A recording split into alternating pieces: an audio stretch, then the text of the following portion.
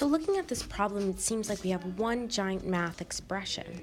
So to make myself more organized, I'm going to divide this one giant math expression into multiple steps.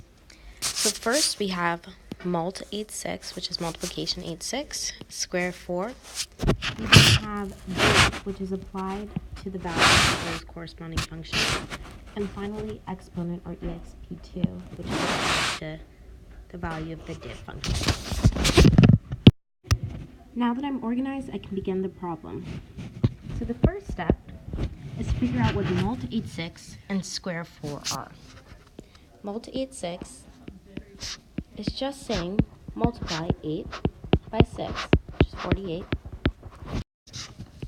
and square 4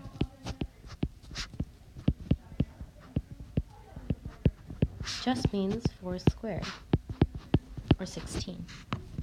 To make myself more organized, I'm now going to write the expression with the resulting numbers.